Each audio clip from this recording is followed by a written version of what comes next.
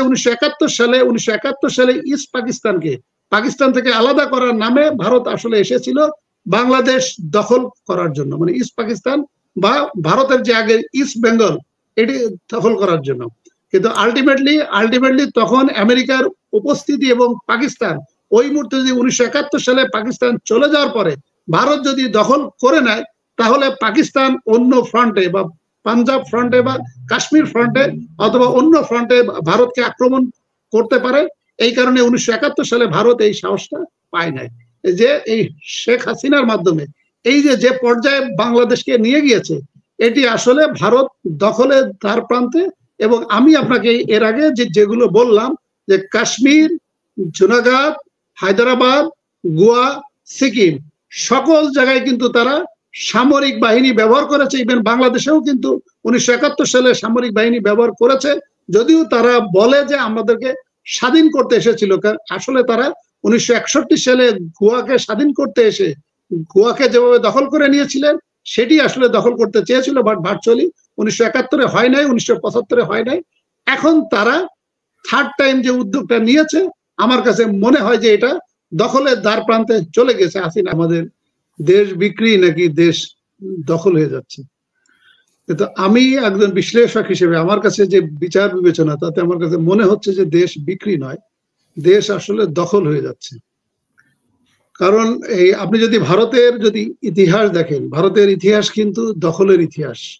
1947 সালে শান্তিপূর্ণভাবে ব্রিটিশরা আপনার জাতিগত ওই বৈশিষ্ট্যের উপর, মানে দ্বিজাতি তত্ত্বের উপর ভারত এবং পাকিস্তানকে দুই ভাগে ভাগ করে দিয়েছিল।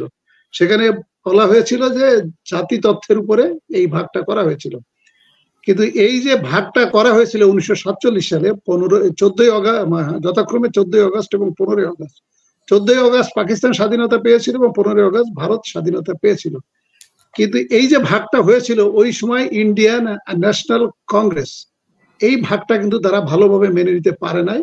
এবং ইন্ডিয়ান ন্যাশনাল কংগ্রেসে তখন কিন্তু একটা সভা হয়েছিল এবং সবাই কিন্তু তারা বলেছিল এবং তারা শপথ নিয়েছিল যে এটি একটা সাময়িক বিচ্ছেদ, তবে আমরা এর প্রতিফলন ঘটাবো এবং আমরা এটি আলটিমেটলি এটি আমি ব্যবস্থা করবো এবং আলটিমেটলি তারা আবার অখণ্ড ভারত করে ছাড়বে, এটা বলেই তারা একটা শপথ দিয়েছিল। এবং আপনি যদি ইউটিউবে দেখেন, আসাফুদ্দৌলা নামে একজন সাবেক সচিব, ওনারও কিন্তু একটা বক্তব্য আছে এবং উনিও বক্তব্যতে এই ধরনের কথা বলেছিলেন। এবং ইতিহাসবিদরাও এরকম কথা বলে থাকে যে ইন্ডিয়ান ন্যাশনাল কংগ্রেস তারা বলেছিল যে এই বিচ্ছেদটা সাময়িক, তবে তারা এটি পূরণ করবে এবং তারা অখণ্ড ভারতের দিকে আলটিমেটলি যাবে। এখন অখণ্ড ভারত বলতে তারা যেটা বুঝিয়েছে, মোটামুটি ভারত সবগুলোই সামরিক বাহিনীর সহায়তায় দখল করে নিয়েছে। শুধুমাত্র দখল করতে পারে না পাকিস্তান বলতে ওয়েস্ট পাকিস্তান, ইস্ট পাকিস্তান। এখন ওয়েস্ট পাকিস্তানের এখন যে বর্তমান অবস্থা, এবং ওয়েস্ট পাকিস্তান ভারতের মতো পারমাণবিক শক্তিধর, সেক্ষেত্রে ওয়েস্ট পাকিস্তানের 1 ইঞ্চি ভূখণ্ড ভারত দখল করতে পারবে না, এটা মোটামুটি নিশ্চিত। এখন বাকি থাকে হলো ইস্ট পাকিস্তান তথা বাংলাদেশ। আপনি যদি ভারতের ইতিহাসের দিকে তাকান, ভারত 1947 সালে আমি যেমনটি বললাম যে 14ই আগস্ট এবং 15ই আগস্ট যথাক্রমে পাকিস্তান এবং ভারত স্বাধীন হওয়ার পরে 1947 সালের 27শে অক্টোবর কাশ্মীরের রাজা ছিলেন হিন্দু এবং কাশ্মীরের জনগণ ছিল মুসলিম অধ্যুষিত। এবং কাশ্মীরের রাজা স্বাধীন থাকতে চেয়েছিলেন এবং কাশ্মীরের জনগণ রাজাকে বলেছিল যদি স্বাধীন থাকা সম্ভব না হয় তাহলে তারা পাকিস্তানের সাথে থাকতে চায়।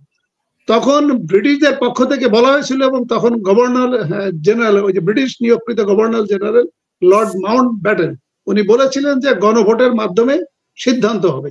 সেই ক্ষেত্রে কাশ্মীরে 1947 সালের 27শে অক্টোবর রাজা যখন ভারতকে বলল যে আমি ভারতের সাথে থাকতে চাই, অ্যাকসেশন করতে চাই, ওই মুহূর্তে ভারত এটা গ্রহণ করে নিল, যদিও কন্ডিশন ছিল সেখানে গণভোট অনুষ্ঠান করার কথা ছিল। কিন্তু অদ্যবতী এই গত 77 বছরে ভারত এখনো পর্যন্ত গণভোট দেয় নাই এবং ভারত তার এই সামরিক বাহিনীর সহায়তায় কাশ্মীরকে 27শে অক্টোবর 1947-এ দখল করে নেয়। এরপরে যখন জুনাগড়ের যখন প্রশ্ন আসে, জুনাগড়েও একই অবস্থা।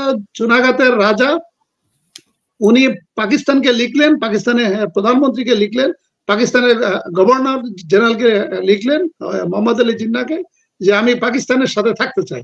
কিন্তু কিন্তু জুনাগতের জনগণ ছিল হিন্দু অধ্যুষিত। তখন পাকিস্তান জুনাগতের রাজার এই অ্যাকসেশন প্রস্তাব তারা গ্রহণ করে নিল, তারা যে পাকিস্তানের সাথে জুনাগত থাকবে।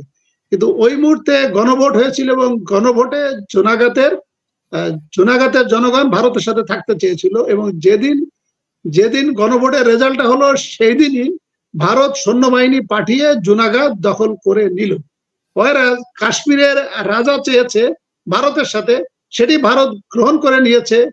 জুনাগতের রাজা পাকিস্তানের সাথে থাকতে চেয়েছে, এই রাজার চাওয়া পাওয়াকে উপেক্ষা করে তারা সৈন্যবাহিনী পাঠিয়ে ফেব্রুয়ারি 1948 জুনাগত দখল করে নিল। একই বছর 1948 সালে সেপ্টেম্বর মাসে এবং এর আগেই হায়দ্রাবাদ স্বাধীন ঘোষণা করলেন, এবং হায়দ্রাবাদ ইতোমধ্যে 5 থেকে 6টা দেশ তাদেরকে স্বীকৃতি দিল স্বাধীন দেশ হিসেবে। কিন্তু 1948 সালের সেপ্টেম্বরের 5 তারিখে ভারত সৈন্যবাহিনী পাঠিয়ে মাত্র 5 দিনের যুদ্ধে হায়দ্রাবাদ দখল করে নেয়। এরপরে আসেন 1961 সালে আপনার গোয়া, দামান, দিউ, এই 3টি এনক্লেভ আছে। এই 3টি এনক্লেভ আমাদের সেন্ট মার্টিনের মতো দ্বীপ। এই 3টা দ্বীপ ছিল পর্তুগিজদের দখলে, এবং এটা 400 বছর ধরে পর্তুগিজরা এটা শাসন করত। ইভেন আমাদের এই দেশে যখন ব্রিটিশরা ইন্ডিয়ান সাবকন্টিনেন্ট যখন তারা শাসন করত, এই 3টা দ্বীপ ব্রিটিশদের অধীনে ছিল না, শাসনে ছিল না, এটা পর্তুগিজদের শাসনে ছিল। 1961 সালে ভারত গোয়াকে মিথ্যা প্রতিশ্রুতি দিল, এবং তারা বলল যে তোমাদের এই স্বাধীনতা আন্দোলনের সাথে আমরা যোগ দিব, এবং আমরা তোমাদেরকে সহায়তা করব, এবং তোমাদের আমরা স্বাধীনতা এনে দিব। এবং 1961 সালে ভারত তার সেনাবাহিনী, নৌবাহিনী, বিমান বাহিনী একযোগে আক্রমণ করে, এবং আক্রমণ করার পরিপ্রেক্ষিতে পর্তুগিজ মিলিটারি পর্যদস্ত হয় এবং তাদের স্বাধীনতা দিতে বাধ্য হয়।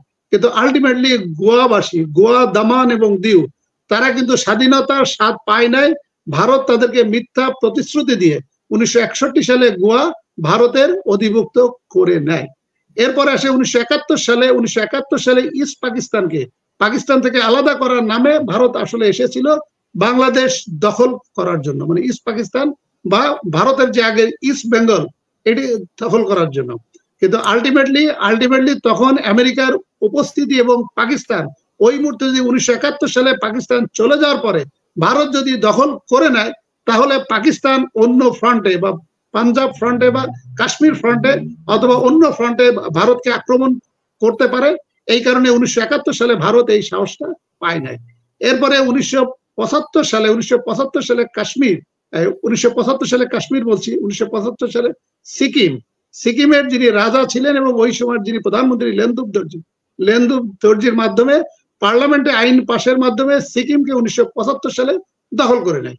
এরপরে একইভাবে 1975 সালে দ্বিতীয়বার বাংলাদেশ দখল করার জন্য তারা প্রস্তুতি নেয়, এবং ব্রিগেডিয়ার খালেদ মোশাররফের মাধ্যমে 1975 সালে শেখ মুজিবুর রহমান অ্যাসাসিনেশনের পরে ব্রিগেডিয়ার খালেদ মোশাররফকে যে একটা ব্যর্থ অভ্যুত্থান ঘটিয়েছিলেন, এবং ওই সময় কিন্তু ইন্দিরা গান্ধী বাংলাদেশ দখল করতে চেয়েছিল সেকেন্ড টাইম। কিন্তু ওর ইমিডিয়েট আগে চায়না বাংলাদেশকে স্বীকৃতি দেয়, চায়না এবং আমেরিকা, এবং এইটার সাথে তখন ইন্দিরা গান্ধী রাজনৈতিকভাবে খুবই দুর্বল অবস্থায় ছিল, এবং 1977 সালে ইন্দিরা গান্ধী প্রধানমন্ত্রী হিসেবে পরাস্ত হয়।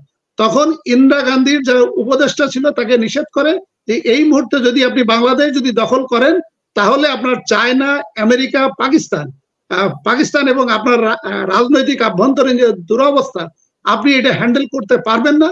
সো আপনি আপাতত অফ যান, স্লো যান।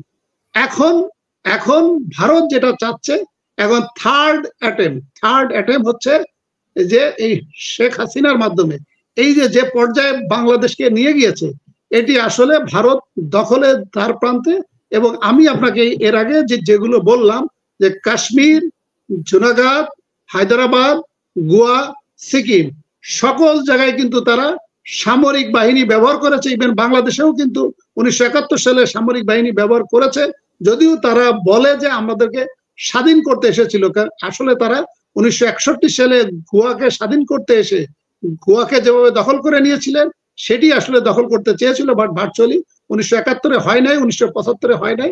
এখন তারা থার্ড টাইম যে উদ্যোগটা নিয়েছে, আমার কাছে মনে হয় যে এটা দখলের দ্বার প্রান্তে চলে গেছে হাসিনা আক্তার।